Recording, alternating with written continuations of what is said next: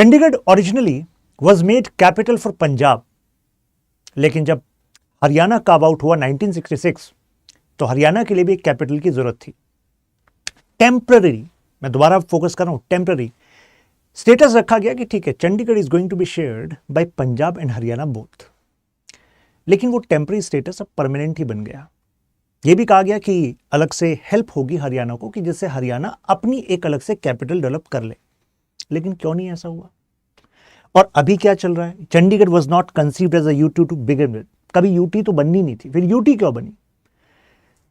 आपके अंदर अगर कोई बेसिक से भी सवाल है ना कि यूनियन टेरिटरी का कॉन्सेप्ट आया कहां से, क्या है ये, कॉन्स्टिट्यूशन क्या कहता है इसके बारे में, फिर ये 131 कॉन्स्टिट्यूशन अमेंडमेंट बिल है क्या, और ये आर्टिकल 240 का मुद्दा क्या है, क्यों इतनी बहस हो रही है कि अगर आर्टिकल 240 के तहत इंक्लूड हो गया चंडीगढ़ तो पंजाब और चंडीगढ़ के बीच का कोई कॉन्स्टिट्यूशन रिश्ता है वो टूट जाएगा। चलिए जरा तफ्तीश करते हैं इस बात की, क्या वाकई ऐसा है या केवल ये पॉलिटिक्स है और ऐसा कुछ है नहीं। ठीक है, मैं बिल्कुल बेसिक से आपसे बात करूंगा। 131 कॉन्स्टिट्यूशन अमेंडमेंट बिल, तो ये लिस्ट हुआ था कि राज्यसभा में विंटर सेशन में इंट्रोड्यूस होगा। हालांकि अभी होम मिनिस्ट्री की तरफ से जो बयान आया है उन्होंने कहा है कि we are actually going to talk with all the stakeholders, यानी कि मुद्दा क्लोज नहीं हुआ है, अभी बाकी सबसे बात करेंगे जिन पर भी इंपैक्ट हो सकता है, उसके बाद ऐसा करेंगे। देखते हैं क्या होगा।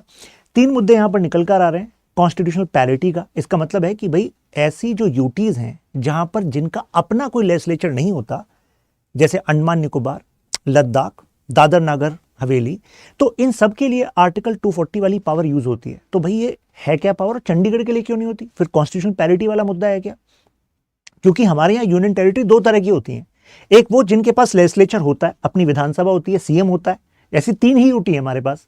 सबसे पहली ऐसी यूनियन टेरिटरी पुडुचेरी थी, फिर दिल्ली बनी, और फिर अभी जो लेटेस्ट 2019 में बनी वो जम्मू एंड कश्मीर बनी।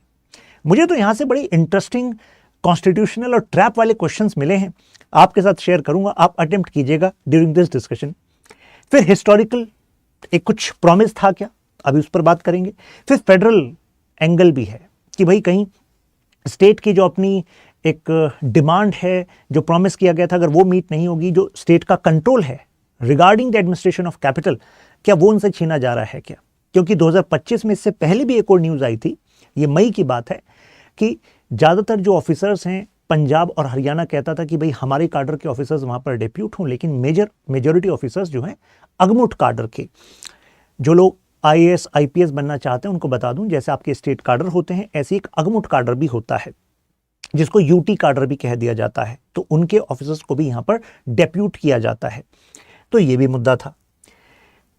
तो चलिए सबसे पहले तो हिस्ट्री पे आ जाते हैं चंडीगढ़ की। ठीक है, ये यूनाइटेड पंजाब था, यानी कि 1947 से पहले का पंजाब।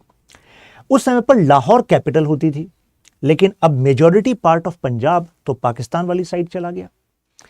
तो 1947 से 53 के बीच में एक टेम्पररी अरेंजमेंट किया गया। कहा गया कि चलो शिमला को टेम्पररीली, जो पंजाब इस साइड अब बचा था, उसकी कैपिटल बना देंगे। फिर जवाहरलाल नेहरू जी ने सोचा कि एक मॉडर्न सिटी बने, पंजाब की कैपिटल, एक नई सिटी स्क्रैच से बनाई जाए। तो ऐसे में कहा जाता है करीब 22 से 24 गांव थे इन टोटल, यहां पर खरार तहसील में on the foot hills of Himalayas उनको चुना गया, उन विलेजेस से लोगों को डिस्प्लेस किया गया और वो जमीनें ली गई। अब फाइनल जो एक मास्टर प्लान बना था उसको भी रिवाइज करके जो फाइनल क्रेडिट दिया जाता है वो तो ली कॉर्बूजियर को दिया जाता है कि इन्होंने वो सेक्टर वाला जो ऑक्टागोनल मेथड से एक प्लान्ड सिटी डिजाइन करी। आप बताएंगे अभी भी कौन सी वो फेमस बिल्डिंग्स हैं जिनका क्रेडिट ली कॉर्बूजियर को दिया जाता है इन चंडीगढ़, बताइएगा कमेंट में। तो 47 से बाद यहां इस बीच शिमला था टेम्पररी। ठीक है, और आपको बता दूं जिस समय मैं पंजाब की बात कर रहा हूं तो हरियाणा और हिमाचल प्रदेश जो आज सेपरेट स्टेट हैं वो एक ही इसी पंजाब का भाग थे। ठीक है, और शिमला आज आप देखते हैं ना हिमाचल में। 53 में अब चंडीगढ़ बन गया है। हमारे देश के पहले राष्ट्रपति राजेंद्र प्रसाद जी, डॉक्टर राजेंद्र प्रसाद, उन्होंने इनॉग्रेट कर दिया। अब यहां से यहां तक पंजाब जो एक नया राज्य था उसकी कैपिटल चंडीगढ़ थी। अब 66 में कुछ बदल गया। क्या बदला 66 में, सोचो। एक्चुअली 53 से 66 के बीच में देश में कुछ और घट रहा था, वो था लिंग्विस्टिक रीऑर्गेनाइजेशन ऑफ स्टेट। इस बीच में 56 में 1956 में एक्चुअली स्टेट रीऑर्गेनाइजेशन कमीशन बनी थी, जिसने फाइनली इस बात को मान लिया था कि ठीक है भाई, लैंग्वेज के बेसिस पे स्टेट की डिमांड अगर होती है तो दे दीजिए, बट हाँ एडमिनिस्ट्रेटिव फाइनेंशियल इनवायबिलिटीज को देख लेना कि भाई अगर राज्य बन रहे हो तो राज्य की जिम्मेदारी लेनी पड़ेगी, तो ऐसे फाइनेंसेस भी आपके हो, एडमिनिस्ट्रेशन भी आप अच्छे से चला सको, जिसको फजल अली कमीशन भी कहा जाता था। और उसके बाद 7th कॉन्स्टिट्यूशन अमेंडमेंट एक्ट आया था। तो कुल मिलाकर बात है कि भाई भाषा के आधार पर एक रीजन में अगर मेजॉरिटी ऑफ पीपल हैं और वो डिमांड कर रहे हैं कि इससे एक सिंक आ जाएगा, अगर हमारी ही भाषा के लोग एक एडमिनिस्ट्रेशन में रहेंगे तो एजुकेशन, एडमिनिस्ट्रेशन, पीपल, उनमें एक सिंक होगा, तो जो पार्टिसिपेटरी डेमोक्रेसी का कॉन्सेप्ट है वो और ज्यादा वायबल हो जाएगा। अब ऐसा नहीं है कि ये डिबेट नहीं थी, इन मुद्दों पर डिबेट इवन कॉन्स्टिट्यूएंट असेंबली में भी हुई थी। खैर उस समय तो लिंग्विस्टिक बेसिस पे नहीं माना गया था, फाइनली हालात चेंज हुए और मान लिया गया। अब इसका असर 1966 पे पड़ने वाला था। 56 में बदलाव हुआ था जब मद्रास से आंध्रा निकल रहा था। 10 साल बाद अब आया पंजाब रीऑर्गेनाइजेशन एक्ट, यानी कि अब पंजाब से जो हिंदी भाषी जो एरिया था हरियाणा, वो अलग किया गया। अब मुद्दा है भाई कैपिटल क्या बनाई जाएगी हरियाणा की। चंडीगढ़ ऑलरेडी पंजाब की कैपिटल थी, पॉइंट टू बी नोटेड, लेकिन अब नई कैपिटल। कई लोगों को आप में से याद होगा कि जब आंध्र प्रदेश में से रिसेंटली तेलंगाना अलग हुआ था, तो याद है आपको आंध्र प्रदेश और तेलंगाना की कुछ समय के लिए हैदराबाद कैपिटल रहे, ऐसी बात कही थी। और कहा कि मीनवाइल जो आंध्र प्रदेश है वो अपनी एक नई कैपिटल बनाएगा, और हाँ जो ऐसे कुछ बड़े प्रोजेक्ट होंगे तो उसमें सेंटर भी अपनी तरफ से मदद करेगा, राइट। कुछ ऐसा ही यहां पर था कि भाई पंजाब और हरियाणा के बीच में ऐसा करते हैं, चंडीगढ़ को शेयर कर लेते हैं टेम्परेली। खैर लेकिन फिर वो अलग से कभी कैपिटल बनी नहीं, और जो टेम्परेरी स्टेटस है वो एक तरीके से परमानेंट ही हो गया, राइट।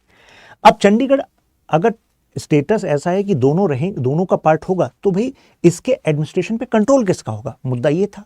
तो इसके लिए सॉल्यूशन निकाला गया कि चलो ऐसा करते हैं, इसको यूटी का स्टेटस दे देते हैं, यूनियन टेरिटरी। नाम से पता लग रहा है यूनियन का एरिया है, ये यूनियन के कंट्रोल में होगा। अब अगर मैं आपसे पूछूं, ये बताओ कि यार यूनियन टेरिटरी का कॉन्सेप्ट हमारे ओरिजिनल कॉन्स्टिट्यूशन में था या नहीं था, बताइए आप क्या कहेंगे, यस और नो।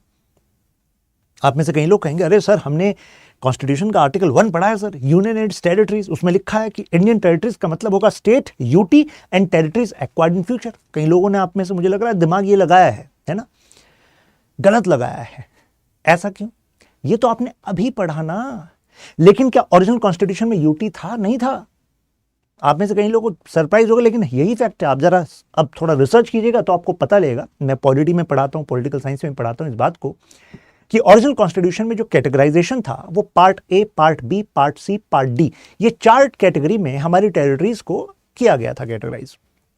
ठीक है, कब से कब तक? 1950 में कॉन्स्टिट्यूशन इनेक्ट हुआ और 1956 तक। 56 में जब 7th कॉन्स्टिट्यूशनल अमेंडमेंट एक्ट आया और अब रीऑर्गेनाइजेशन होने लग रही थी स्टेट्स एंड टेरिटरीज, उस समय पर यूनियन टेरिटरी का कॉन्सेप्ट यहां पर कनेक्ट हुआ। लेकिन ऐसा ना समझिएगा इस बात का मतलब कि इससे पहले कोई ऐसा नहीं था कि कोई टेरिटरी ऐसी होगी दिल्ली के अलावा जिस पर सेंटर का कंट्रोल नहीं होगा। ऐसा नहीं कहा मैंने। क्यों? क्योंकि part A, part B, part C, part D में देखो, पार्ट ए तो वाले प्रोविंसेस जो ब्रिटिश प्रोविंसेस थे शुरुआत से, जैसे यूनाइटेड प्रोविंस, बंगाल, मद्रास, बॉम्बे, भाई जिनका ऑलरेडी गवर्नर होता था, पार्ट ए में उनको कह दिया गया। पार्ट बी में वो कि भाई ये प्रिंसली स्टेट्स हैं, कुछ को मर्ज किया गया है, एक नई टेरिटरी बनाई गई है, चलो भाई पार्ट बी। पार्ट सी में वो जो ब्रिटिश टाइम पर चीफ कमिश्नरेट प्रोविंस होते थे, पॉइंट टू बी नोटेड। ये जो पार्ट सी है ना, इसी का कनेक्शन है यूनियन टेरिटरी के कॉन्सेप्ट से। ठीक है, फिर था पार्ट डी। पार्ट डी में रखा था केवल एक ही एरिया को, वो है Andaman and Nicobar, geographical and strategic region से, कि इस पर तो भाई यूनियन का दखल रहेगा। ये 4 कैटेगरी थी हमारे ओरिजिनल कॉन्स्टिट्यूशन में, ध्यान रखिएगा, कंफ्यूज मत होइएगा। अब 7th कॉन्स्टिट्यूशनल अमेंडमेंट 1956 में आया था, तो अब रीऑर्गेनाइज कर रहे थे हम इंटरनल बाउंड्रीज को स्टेट की। तो कहा कि चलो भाई अब वो part A, part B, part C, D हटाओ और अब स्टेट, यूटी, ये कॉन्सेप्ट लेकर आओ। तो इसी वजह से अब इंडिया की टेरिटरी के अंदर आप 2 टेरिटरी देखते हैं, या तो स्टेट है या फिर यूटी है, जिसको हम कहते हैं स्मॉल यूनिट, है ना। खैर अब यूटी का कॉन्सेप्ट आ गया। तो चंडीगढ़ को यूटी। अब चंडीगढ़ ऐसा यूटी चलेगी कैसे भाई? चलाएगा कौन? बताओ आप, क्या लगता है कौन चलाएगा? अब हमारे यहाँ यूटी का कॉन्सेप्ट ये कहता है, जो आर्टिकल 239 बताता है इंडियन कॉन्स्टिट्यूशन का, कि भाई प्रेसिडेंट अपॉइंट करेंगे एक एडमिनिस्ट्रेटर को और सेंटर के बिहाफ पर वो एडमिनिस्ट्रेटर रन करेगा। इस समय पर इस पोजीशन के लिए नाम दिया जाता था chief commissioner. Chief commissioner already जो प्रेसिडेंट अपॉइंट करते थे, और किसके एडवाइस पर? पीएम काउंसिल ऑफ मिनिस्टर के एडवाइस पर, राइट। तो यानी कि ध्यान दीजिएगा, इस समय पर चंडीगढ़ दोनों की कैपिटल है, दोनों स्टेट का अलग अलग गवर्नर भी है। हालांकि कॉन्स्टिट्यूशन कहता है भाई अगर आप एक गवर्नर बनाना चाहो, आपकी श्रद्धा है, बना सकते हो, लेकिन ठीक है भाई, अलग अलग गवर्नर बना रखा है ना।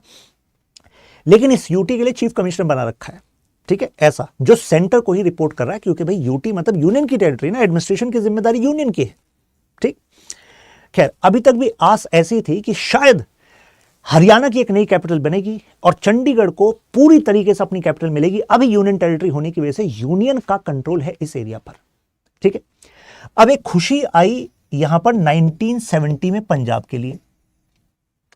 1970 में सेंट्रल गवर्नमेंट ने कहा कि हां, चंडीगढ़ को हम फुल फ्लेज पंजाब की कैपिटल बना देंगे, यूटी का स्टेटस हटा देंगे, ये कह दिया। अब हुआ क्यों? क्योंकि उस समय एक पंजाबी सूबा मूवमेंट चल रही थी, फतेह सिंह एक लीडर थे, अगर आप सर्च करोगे मिल जाएगा, और माहौल ऐसा बन गया था कि वो आत्मदाह कर लेंगे। अब भाई सेंटर को याद आ रहा था, इतिहास देखो क्या हुआ था, क्योंकि ये जवाहरलाल नेहरू जी के टाइम पर भी ऐसा हुआ था। पोटी श्रीरामालू जो अलग से तेलुगु भाषी लोगों के लिए आंध्रा की डिमांड कर रहे थे, उन्होंने मतलब वो फर्स्ट अनटू डेथ पे थे और अनशन में उनकी मौत हो गई थी। उसके बाद तो भाई जमीनी हकीकत बदल गई थी, अनरेस्ट फैल गया था, तो कहीं ऐसा ना हो जाए, तो कहा गया हाँ देंगे, मतलब चंडीगढ़ अलग से कैपिटल बनेगी और हरियाणा की अलग से कैपिटल बनेगी। लेकिन ऐसा कुछ हो नहीं पाया फिर भी। अब आ गया 1984। अब 1984 में जो सिक्योरिटी सिचुएशन थी वो गड़बड़ चल रही थी, तो अब यहां पर एक ऐसा अरेंजमेंट आया जो आज तक चलता आ रहा है, और जो अभी 131 कॉन्स्टिट्यूशन अमेंडमेंट बिल का जिक्र हुआ, उसमें सबसे बड़ी जो प्रॉब्लम हो रही है, स्पेशली पंजाब के जो पॉलिटिकल पार्टीज हैं, वो इस वजह से हो रही है कि यहां पर कुछ ऐसा हुआ था। अब यहां पर क्या हुआ? यहां पर कह दिया कि भाई जो भी पंजाब का गवर्नर होगा, गवर्नर ऑफ पंजाब, वही एक्चुअली एडमिनिस्ट्रेटर ऑफ चंडीगढ़ होगा। अब ये एक्चुअली कन्वेंशन चलता आ रहा था। अगर यूपीएससी आपसे पूछे कि भाई ऐसा किसी कहीं कॉन्स्टिट्यूशन में कहीं लिखा है क्या? नहीं लिखा। किसी स्टैट्यूट में लिखा है क्या? नहीं लिखा।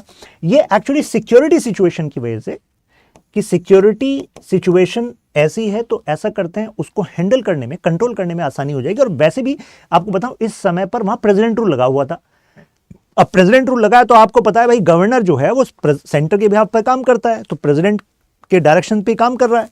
तो उस समय पर कह दिया कि पंजाब का गवर्नर आप ही एडमिनिस्ट्रेटर होंगे चंडीगढ़ एज अ यूटी के। ये बोल दिया, ये कर दिया, और तब से एक्चुअली ऐसा ही चलता आ रहा है। अब जो भी पंजाब का गवर्नर होता है, ध्यान रखिएगा, हरियाणा का गवर्नर अलग है, वो भी वहीं बैठा है, लेकिन वो नहीं, पंजाब का governor automatically administrator of Chandigarh होगा। अब आप कहेंगे कि सर फिर सेंटर का कंट्रोल कैसे चलता है? सर एक्चुअली सेंटर का कंट्रोल कैसे चलता है? अभी एक पोजीशन होती है adviser to administrator, adviser to administrator, और जनरली आप देखिएगा ये AGMUT काडर का कोई बहुत सीनियर IAS ऑफिसर होता है जिसको सेंट्रल गवर्नमेंट अपॉइंट कर देती है। तो जो शो रन करता है चंडीगढ़ के एडमिनिस्ट्रेशन में, वो तो एडवाइजर टू एडमिनिस्ट्रेटर करता है, और एडमिनिस्ट्रेटर कौन है? पंजाब का गवर्नर। अब जैसे मैं कहीं जगह देख रहा था, वो क्या बोल रहे थे लोग, बोल रहे हैं कि एक्चुअली अगर आर्टिकल 240 के अंडर आ गया तो पंजाब से जो रिश्ता है, ये जो एडमिनिस्ट्रेटर वाला है, ये बदल जाएगा। अभी तो पंजाब के पॉलिटिशियन के हिसाब से गवर्नर काम कर लेते हैं। देखिए अब जरा मैं उसकी भी सच्चाई को खोल देता हूं आपके सामने, पहले समझ लेते हैं। चंडीगढ़ यूटी है, आर्टिकल 239 क्या कह रहा है कि भाई यूटी तो यार सेंटर के हिसाब से चलेगी ना यार, प्रेसिडेंट के हिसाब से चलेगी, और president prime minister council of minister के हिसाब से चलते हैं। आर्टिकल जो 240 है वो ये कहता है कि प्रेसिडेंट एक्चुअली स्पेशल रेगुलेशंस ला सकते हैं regarding application, amendment, even repeal to the parliamentary act. अब यही डेफिनेशन सबसे बड़ी मुद्दे की बात बन गई है। मतलब क्या है? कि चंडीगढ़ में अभी आर्टिकल 240 के तहत नोटिफाइड नहीं है, तो इसका मतलब क्या है? मान लीजिए पार्लियामेंट ने कोई लॉ बनाया तो भाई वो वहां यूज हो जाएगा, है ना। लेकिन अगर ये 240 के तहत नोटिफाई हो गया तो इसका मतलब ये होगा कि पार्लियामेंट ने लॉ चाहे कुछ भी बनाया हो, लेकिन प्रेसिडेंट चाहे तो स्पेशल रेगुलेशन ला सकते हैं। किस वजह से? Peace, progress, good governance. ये तीन बहुत ही प्यारे प्यारे से शब्द हैं जो आर्टिकल 240 में लिखे हुए हैं। मैं दिखा देता हूं आपको, ओरिजिनल कॉन्स्टिट्यूशन भी मैंने कहीं ओपन किया हुआ है यहां पर। ये देखिए, power of president to make regulation for certain union territories. President make regulation for peace, progress and good governance. Andaman Nicobar, Lakshadweep, Dadra Nagar Haveli. अब आपके दिमाग में एक और सवाल आना चाहिए, अगर आप सही में पॉलिटी से प्यार करते हो कि भाई मैं डेप्थ में जानूंगा हर एक चीज को, तो एक सवाल आना चाहिए, सर यही यूटी क्यों है यहाँ पर, बाकी यूटी क्यों नहीं है सर? क्या प्रेसिडेंट स्पेशल जो रेगुलेशंस लाते हैं peace, progress and good governance के लिए, क्या केवल इन्हीं यूटीज के लिए? तो इसका जवाब एक्चुअली यहां है कि देखो, हमारे देश में जो यूनियन टेरिटरी है ना, वो दो तरह की है। एक वो यूनियन टेरिटरी है जो विद लेजिस्लेचर है, ठीक, विद लेजिस्लेचर। ध्यान रखना, आर्टिकल 240, एक इंटरेस्टिंग बात बता रहा हूं, आर्टिकल 240 इनके लिए नहीं है। ऐसा क्यों? क्योंकि भाई तुम्हारे पास अपना लेजिस्लेचर है तो सही, तुम वहां से लॉ बनवाओ ना यार। तुम्हारे पास अपना एमएलएज हैं इन तीनों जगह, अपना सीएम है, काउंसिल मिनिस्टर है, वहां से लॉ बनवाओ। ये एक्चुअली आर्टिकल 240 ये इनके लिए है जहां पर अपना लेजिस्लेचर नहीं है। अब बात यह, यहां पर चंडीगढ़ जो है इस पर आर्टिकल 240 है नहीं। आप कहोगे सर इनके लिए है तो इस पे क्यों नहीं है? अब यही तो है कॉन्स्टिट्यूशनल पैरिटी का मुद्दा, जो मैंने कहा था ना कि कॉन्स्टिट्यूशनल पैरिटी, कि कॉन्स्टिट्यूशन अगर आर्टिकल 240 कह रहा है ऐसे लेजिस्लेचर के लिए है जो इस आर्टिकल 240 के तहत नोटिफाइड है, चंडीगढ़ तो था ही नहीं नोटिफाइड, तो उसमें अंडमान निकोबार, लक्षद्वीप, दमन एंड दीव एंड लद्दाख है, तो भाई वाई नॉट चंडीगढ़? तो वाई नॉट का मतलब ये हुआ कि देखो चंडीगढ़ है स्पेशल केस। हमारे देश में यूनियन टेरिटरी का जो कॉन्सेप्ट आता है ना, उसमें कोई यूनिफॉर्मिटी नहीं है। क्या सारे यूनियन टेरिटरीज एक ही तरीके से गवर्न होते हैं? Answer is no. अरे भाई साहब, इवन पुडुचेरी, दिल्ली, जम्मू एंड कश्मीर, ये भी एक ही तरीके से गवर्न नहीं होते। यहां पर इन तीनों में भली लेजिस्लेचर है, एमएलएज होते हैं, सीएम होती है, काउंसिल मिनिस्टर होती है, लेकिन यहां पर भी पुडुचेरी के पास क्या पावर है, दिल्ली के पास क्या पावर है, जम्मू कश्मीर के पास क्या पावर है, उसमें भी वेरिएशन है। हाँ जी, बात समझ में आ रही है? तो ये नहीं कि यूनिफॉर्मिटी तो नहीं है, और ऐसे ही यहां पर है। चंडीगढ़ स्पेशल केस था ना भाई, दोनों शेयर कर रहे थे, प्लस वादा था कि भाई चंडीगढ़ अलग से पंजाब की कैपिटल बन जाएगा, यूटी का स्टेटस हट जाएगा, तो इस वजह से ये आर्टिकल 240 के बेसिस पे कभी नोटिफाई किया नहीं गया। ये लॉजिक था। अब बात समझ में आई?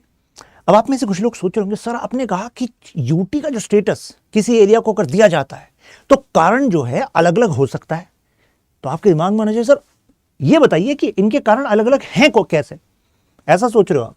ये लीजिए बताता हूं। देखिए, ये है वो कारण। पहली बात तो जितनी यूनियन टेरिटरी मैंने आपको दिखाई, सब में एक चीज कॉमन है यार, स्मॉल साइज है, पॉपुलेशन कम है, राइट। अच्छा, ऐसा हो सकता है क्या कि कोई यूटी हो और उसको स्टेट का स्टेटस मिल गया हो? ऐसा हो सकता है पूछ रहे हो आप मुझसे? अरे होता है, ऐसा हुआ है। आप कहोगे एग्जाम्पल दे दो सर, लो एग्जाम्पल ले लो। गोवा एक यूटी था, बाद में स्टेट बन गया। हिमाचल प्रदेश ये यूटी था, स्टेट बन गया। मणिपुर ये यूटी था, स्टेट बन गया। त्रिपुरा ये भी यूटी था, स्टेट बन गया। तो ये सारे एग्जांपल ऐसे हैं जो यूटी से स्टेट में कन्वर्ट हुए हैं। अगर कहीं कोट करना हो तो पता होना चाहिए आपको, क्वेश्चन पूछ ले यूपीएससी प्रीलिम्स में तो पता होना चाहिए आपको, ठीक है। अच्छा, किस बेसिस पे? अब देखिए, जैसे एक तो है डिस्टिंक्ट कल्चर। एग्जांपल, जैसे पोर्चुगीज टेरिटरी कहा जाता था गोवा, तो गोवा ने कहा यार हम पोर्चुगीज टेरिटरी थे। ऐसी दमन दीव, दादर नगर हवेली पहले अलग यूटी थे, अब तो मर्ज हो गए थे। तो उन्होंने कहा भाई क्योंकि कोई फ्रेंच टेरिटरी है, फॉर एग्जांपल फ्रेंच टेरिटरी होता था, मतलब फ्रेंच ने वहां कॉलोनी बना ली थी। जैसे पुडुचेरी, तो पुडुचेरी इसी वजह से तो कहता रहा कि भाई हमें तो अलग ही यूटी का स्टेटस देना, हमें मर्ज मत कर देना। अगर मैं आपसे पूछूं यार ये बता दो, आप देशभक्त भी हो, देश को अच्छे से जानते भी हो, है ना, ये बता दो कि पुडुचेरी की लोकेशन कहां है? ऑप्शन दूं आपको? ऑप्शन है साउथ ईस्ट डायरेक्शन, जैसे ये मान लीजिए हमारा देश है, तो मैं पूछ रहा हूं साउथ ईस्ट में है, ये साउथ ईस्ट हो गया, या साउथ वेस्ट में है, या जो भी आप अपना ऑप्शन बताना चाहें, आपकी श्रद्धा है, बताइए, कमेंट बताइए मुझे। जब यूटी को पढ़ ही रहे हैं तरीके से पढ़ लें, बताओ। मुझे लग रहा है आप सोचोगे सर आपने हल्के में लिया है क्या? हमें पता है सर, पुडुचेरी यहाँ है, ओरोविले का नाम सुना है हमने, है ना? श्री अरबिंदो घोष वहां पर चले गए थे, फेमस फ्रीडम फाइटर, है ना, father of cultural nationalism in India, वो पुडुचेरी में जाकर बस गए थे। पता है सर यहाँ है, ऐसा सोच रहे होगे ना आप। चलो जरा आपकी आंखें से खोलता हूं, जो लोग ऐसा सोच रहे हैं, ये देखो, ये 4 टेरिटरी हैं जिनको पुडुचेरी कहते हैं। तो जो कह रहे थे यहाँ है, भाई यहाँ भी तो है, जिसको आज पुडुचेरी का एडमिनिस्ट्रेशन कहते हो। एक ऐसी यूटी जहां लेजिस्लेचर, जहां पर सीएम भी है, काउंसिल मिनिस्टर भी है और एलजी भी है। पुडुचेरी, कराईकल, यनम, माहे, ये चारों पॉइंट मिलकर एक ही तरीके से चलते, ये है 4 पॉइंट मिलाकर पुडुचेरी। तो पुडुचेरी यहां भी है, पुडुचेरी यहां भी है। बात समझ में आ रही है कि नहीं आ रही है? चलो आ गई तो अब आ जाओ यहां पर और एग्जाम्पल देता हूं। तो जैसे डिस्टिंक्ट कल्चर की वजह से पुडुचेरी, ठीक है, वो अलग से यूटी हो गई। ऐसे ही और एग्जाम्पल देखना है इसमें, तो दमन एंड दीव, दादर एंड नागर हवेली, वो भी एक ऐसी यूटी है जो डिस्टिंक्ट कल्चर की वजह से यूटी बनाकर रखी गई। नहीं तो भाई गुजरात में और बॉम्बे मतलब फिर बाद में महाराष्ट्र में मर्ज कर देते, नहीं किया। ज्योग्राफिक स्ट्रेटेजिक कंसर्न की वजह से एग्जाम्पल है अंडमान निकोबार, अंडमान एंड निकोबार आइलैंड्स, वो शुरू से इस वजह से यूनियन टेरिटरीज को बनाकर रखा गया। पॉलिटिकल कंसिडरेशंस, आपका चंडीगढ़ ये यहां पर आता है, चंडीगढ़, इस वजह से चंडीगढ़ को यूटी बनाया गया था क्योंकि दोनों को शेयर करनी थी वोट, है ना। नेशनल सिक्योरिटी, जैसे कि अभी जो नई टेरिटरी बनी आपकी जम्मू एंड कश्मीर यूटी बनी थी, और लद्दाख, इसमें लॉजिक दिया गया था 2019 में कि भाई नेशनल सिक्योरिटी कंसर्न है। तो ये 4 क्राइटेरिया हैं जिसके बेसिस पर यूटीज बनती हैं। अभी ये बात क्लियर हो गई कि नहीं हो गई? हो गई क्लियर? चलिए जी, ये बात क्लियर हो गई आपको। नाउ इसके आगे की कहानी अब बताता हूं। तो आर्टिकल 240 कह रहा है भाई पीस, प्रोग्रेस, गुड गवर्नमेंट के लिए आप जो है प्रेसिडेंट रेगुलेशन बना सकते हैं, राइट। अब यही कंसर्न है वहां पर कि कहीं ऐसा तो नहीं है कि पंजाब गवर्नर ऑटोमेटिकली जो एडमिनिस्ट्रेटर के पोजीशन पर रहता है, तो शायद अब सरकार इसको चेंज कर दे, अब इसका एक डिस्टिंक्ट एडमिनिस्ट्रेटर ही होगा। वैसे मैं आपको बता दूं, जब पंजाब का governor automatically administrator of Chandigarh होता है, तो ऐसा बिल्कुल नहीं होता कि पंजाब के सीएम और काउंसिल ऑफ मिनिस्टर की एडवाइस पर वो बाउंड है, ऐसा नहीं है। ये गलत फहमी है जो ऐसा सोच रहा है। वही पंजाब का गवर्नर जब चंडीगढ़ के एडमिनिस्ट्रेटर की तरह काम करता है, किसी फाइल पर साइन करता है, तो अगर CM council of minister Punjab कहने लगे हमारी सुनो, तो वो कह देगा आप चुप हो जाओ, क्योंकि आपकी नहीं सुनूंगा। क्यों? कॉन्स्टिट्यूशन मुझे कहता है, being administrator of UT I am not bound to listen to the advice given by any state CM council of minister. तो ये गलतफहमी दूर हो गई आपकी। ऐसा नहीं है, एडमिनिस्ट्रेटर होते हुए वो केवल सेंटर की वॉइस को सुनेगा, प्रेसिडेंट, और प्रेसिडेंट किसके एडवाइस पर चलते हैं? Prime minister, council of minister. ये बात क्लियर है। लेकिन हाँ, डिस्टिंक्ट एडमिनिस्ट्रेटर बन सकता है, राइट। मेजर जो कंसर्न है केवल यही है कि पार्लियामेंट के लॉ को स्पेशल रेगुलेशन लाकर प्रेसिडेंट से वो चंडीगढ़ के अंदर एडमिनिस्ट्रेशन में अगर कुछ सुधार करना चाहते हैं, कुछ बदलाव करना चाहते हैं, तो ऐसे में सेंट्रल गवर्नमेंट के लिए करना आसान हो जाएगा अगर ये कॉन्स्टिट्यूशन अमेंडमेंट एक्ट बन गया तो। लेकिन पंजाब के पॉलिटिशियंस को लग रहा है कि भाई ये चंडीगढ़ हमारी कैपिटल, कहीं ऐसा ना हो कि अभी तक भी मांग जो चलती रहती कि चंडीगढ़ को फुल फ्लेज कैपिटल बनाओ, हरियाणा की कोई अलग कैपिटल बनाओ, कहीं वो मांग डिसॉल्व ही ना हो जाए। आप चंडीगढ़ का जो यूटी स्टेटस है, जो टेम्परेरी था, उसको और परमानेंसी की तरफ लेकर जा रहे हैं। हमारा जो रिश्ता है अभी, ये क्या कहलाता है? यूटी कहलाता है। इसको बदलना चाह रहे हैं आप, ऐसा डर उनको लग रहा है। अभी फिर भी हमारा जो क्लेम है, अभी तक जो रिश्ता है कि भाई पार्लियामेंट के डायरेक्ट रेगुलेशन को ऐसे आप प्रेसिडेंट डायरेक्टली चेंज नहीं कर सकता और वो लॉ की तरह माना जाएगा, कम से कम उसको चेंज ना करो, ऐसा इनका कंसर्न है। क्लियर है बात? चलो जरा आर्टिकल्स को ही ओपन कर देता हूं आपके सामने। देखो ये है आर्टिकल। जब यूनियन टेरिटरी की बात आती है तो हमारे कॉन्स्टिट्यूशन में यही आर्टिकल है। अब इससे भी एक ट्रैप बनाऊंगा, जरा ध्यान से सुन लो पहले। यूनियन टेरिटरी के लिए हैं ये सारे आर्टिकल। आर्टिकल 239 क्या कह रहा है? वो कह रहा है भाई प्रेसिडेंट एडमिनिस्टर करेंगे अल्टीमेटली जो भी यूटीज है हमारे देश की, है ना। आर्टिकल 239A जो बनाया गया था, ये एक्चुअली पुडुचेरी के लिए बनाया गया था। पुडुचेरी पहली वो यूटी बनी थी कि भाई यहां पर यूटी विद लेजिस्लेचर, यानी कि यूटी भी है लेकिन यहां पर अलग से एमएलएज का इलेक्शन होगा, सीएम काउंसिल ऑफ मिनिस्टर बनेगी, तो इसके लिए बना था। 239AA वो दिल्ली के लिए बना था, क्योंकि दिल्ली भी एक ऐसी यूटी बनी जिसके अंदर लेजिस्लेचर भी है ना। दिल्ली भी ऐसी यूटी है। दिल्ली का जो एडमिनिस्ट्रेशन है वो आर्टिकल 239AA के हिसाब से चलता है। 239 ए भी कहता है कि भाई इनको बना तो दिया हमने, लेकिन अगर ये विद लेजिस्लेचर तो है, लेकिन अगर ये कॉन्स्टिट्यूशन फ्रेमवर्क के हिसाब से नहीं चलेंगे तो इनको अगर प्रेसिडेंट रूल का प्रसाद देना है तो स्टेट को देते हैं प्रेसिडेंट रूल का प्रसाद, तो आर्टिकल 356 के तहत हम लगा देते हैं स्टेट इमरजेंसी। लेकिन ये तो यूटी, इनके लिए क्या करें? तो इनके लिए ये है आर्टिकल 239 ए बी, यानी कि प्रेसिडेंट रूल, यानी कि अगर कॉन्स्टिट्यूशनल मशीनरी ब्रेक हो गई है आपके यहाँ, ऐसी एडवाइस एलजी ने दे दी है, या तो जो दिल्ली और पुडुचेरी में एलजी है वो एडवाइस दे दे, या फिर खुद प्रेसिडेंट को लगे कि यार there are sufficient ground to actually take over their administration, यानी कि सीएम काउंसिल मिनिस्टर को, इन दोनों को कहें चलो बेटा घर में बैठो, अब फिलहाल जो है हम चलाएंगे पूरी तरीके से। तो दैट इज 239 ए बी। ध्यान रखना स्टेट्स के लिए सेम चीज कौन करता है? आर्टिकल 356 करता है, ठीक है ना। चलिए जी, अब 239 बी, ये है ऑर्डिनेंस। ऑर्डिनेंस समझते हो ना? अरे जैसे एलजी है, अगर उसने कहा कि भाई लेजिस्लेचर अभी नहीं है सेशन में और वहां पे सीएम काउंसिल मिनिस्टर उस यूटी की कहने लगे कि सर इस बिल को ना लॉ बना दो सर टेम्पररीली, तो ठीक है बना देंगे ऑर्डिनेंस। ये वही वाला काम करेगा जैसे स्टेट के लिए कौन करता है? आर्टिकल 213, ठीक है, और यूनियन के लिए प्रेसिडेंट के केस में करता है आर्टिकल 123। 240 क्या है? अरे अभी तो बताया, स्पेशल रेगुलेशन चलेंगे यूटी पर, स्पेशल रेगुलेशंस, यानी कि पार्लियामेंट के किसी लॉ को, पार्लियामेंट का बनाया हुआ जो लॉ है जो किसी यूटी पर अप्लाई होना है, वो कैसे होगा? प्रेसिडेंट डिटरमाइन कर सकते हैं। इस केस में प्रेसिडेंट, और किसके एडवाइस पर चलते हैं? President, prime minister, council minister.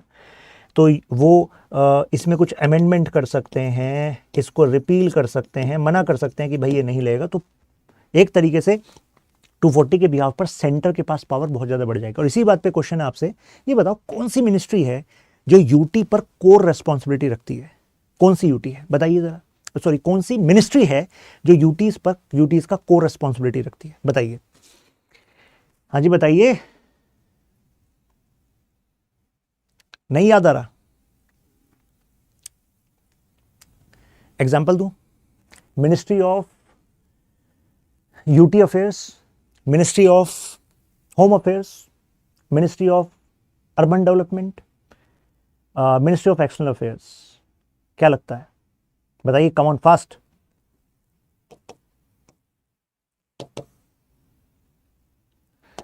एक इंटरेस्टिंग क्वेश्चन आया दिमाग में, ट्रैप।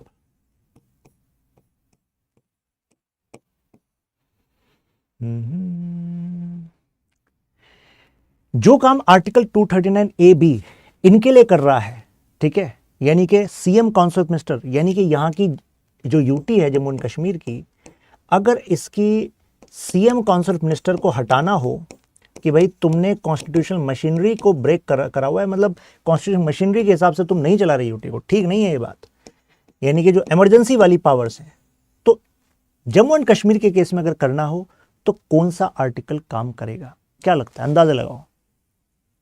मैं आपको दिखाता हूं कि क्या कह रहा है हमारा ये प्रोविजन। 239 ए बी में आपको दिखाना चाह रहा था, वेयर इज 239 ए बी। ये देखिए, आप इसमें पढ़ेंगे तो कहीं पर भी आपको जम्मू एंड कश्मीर का जिक्र नहीं मिलेगा। क्यों नहीं मिल रहा भाई जम्मू कश्मीर का जिक्र? ये ओरिजिनल कॉन्स्टिट्यूशन है हमारा, कॉन्स्टिट्यूशन मशीनरी फेलियर वाला। वाई? एनसीटी के बारे में बात कर रहा है, why not Jammu and Kashmir? कोई बताना चाहेगा? जब इसका सर्च करेंगे ना, मुझे तो अच्छा ट्रैप क्वेश्चन लगता है। अगर यूपीएससी पूछ ले, मुझे लग रहा है कि काफी बच्चे ट्रैप हो जाएंगे। तो क्या कारण हो सकता है बताओ?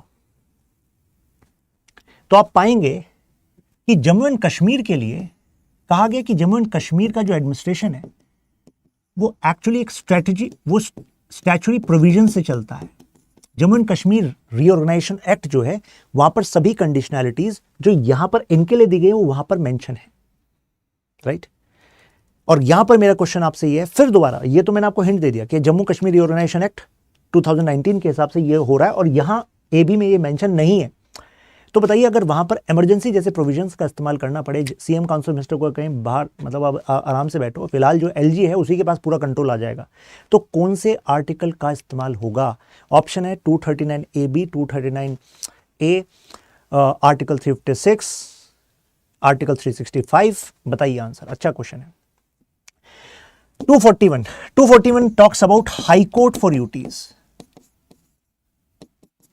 हाई कोर्ट्स तो होता क्या है कि आप किसी स्टेट के हाई कोर्ट को कह सकते हैं कि भाई ये जो यूटी है ना, इसके मैटर अपील से आपके यहाँ ही आएंगे, ठीक है। वैसे हमारे यहाँ 2 यूटीज ऐसी भी हैं जिनकी अपनी अलग हाई कोर्ट भी है, 2 ही यूटी हैं, वो है दिल्ली और जम्मू एंड कश्मीर, ठीक है। तो मुझे लग रहा है कि अब तो आपको मजा आ गया होगा, क्लैरिटी हो गई होगी। अगर सब कुछ है क्लियर, यू कैन मेंशन वाह ultra clear and you can share this video, मतलब this video with your friends family, जिससे उनको भी क्लैरिटी मिल जाएगी भाई चल के आ रहा है, कॉन्स्टिट्यूशन चलता कैसे है। अच्छा, बाकी रही बात, यहाँ पर आप मेरे साथ कनेक्ट हो सकते हैं। ये वीडियो की पीडीएफ जो है कंटेंट मैं आपको यहाँ पर शेयर कर दूंगा, मिल जाएगा आपको। और अगर आप अपनी तैयारी प्लान कर रहे हैं, प्रीलिम्स अगर आप इस बार देने वाले हैं, जैसे ट्रैप क्वेश्चंस मैंने बनाए वहाँ से आते हैं हर साल, तैयारी अच्छी चल रही है, लगे रहो, वेल एंड गुड, डिस्टर्ब मत हो, लगे रहो। लेकिन अगर आपको अब सिंसियर प्रिपरेशन करनी है प्रीलिम्स के लिए, तो आप SIP बैच की हेल्प ले सकते हो। 75 टेस्ट हैं, ऑल इंडिया टेस्ट हैं, फुल लेंथ, और मतलब CSAT की क्लासेस हैं, पूरा GS का सिलेबस कंप्लीट इसमें हो रहा है। आप ये कोड यूज़ करेंगे, अभी कुछ सेल चल रही है स्टडी आई के ऊपर, तो you are going to get maximum discount Tyagi live code use करके। अगर आपका इंटरेस्ट है पॉलिटिकल साइंस इंटरनेशनल रिलेशंस में, जो कि मैं पढ़ाता हूँ कंप्लीटली, GS में मैं आपको पॉलिटी पढ़ाता ही हूँ, वो पॉलिटी का ही extension political science international relations, इसका नया बैच स्टार्ट हुआ है जस्ट। हम वेस्टर्न पॉलिटिकल थॉट पढ़ रहे हैं, थिंकर्स पढ़ रहे हैं, अभी शुरुआत की हुई है। आप डायरेक्टली इस बैच में ज्वाइन कर सकते हैं। अभी अपॉर्चुनिटी ये है कि एक तो ये प्राइस तो कम हो ही जाते हैं सेल में, एक और चीज़ है कि आपको GS का NCERT रिकॉर्डेड बैच, प्रीलिम्स की टेस्ट सीरीज जो एडिशनल से बच्चे स्पेंड करते हैं 7-8,000 तब मिलती है, वो आपको एब्सोल्युटली फ्री मिल रही है अगर आप अभी ज्वाइन करते हो PSR optional using code Tyagi live, ठीक है। इस अपॉर्चुनिटी का यूज़ कीजिए, इसमें personal mentorship, test series, classes सब कुछ है, ऐसे ही विद GS बैचेस। तो चलिए फिर मिलते हैं आपसे नेक्स्ट क्लास में। ख्याल रखिए अपना।